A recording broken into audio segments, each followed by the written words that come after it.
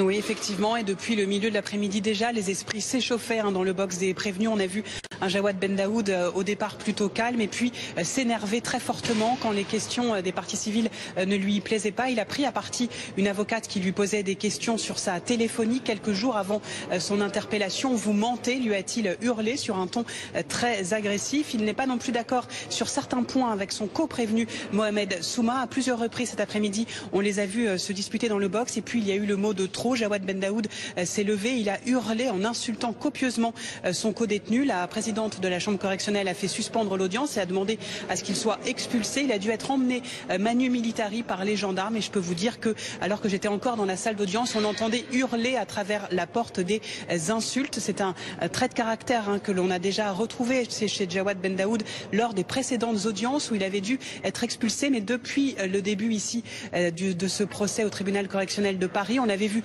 très impulsif, parfois nerveux, mais c'est la première fois effectivement qu'il est expulsé. On va voir si le procès peut reprendre aujourd'hui. En tout cas, vous le disiez, c'est l'examen de sa personnalité qui est au cœur des débats aujourd'hui.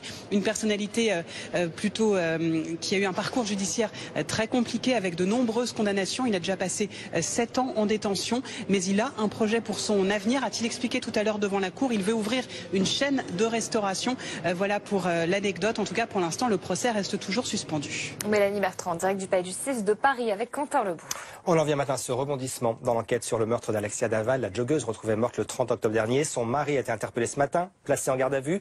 Amélie Rosier, vous êtes en direct de Besançon pour BFM TV. Cet homme est actuellement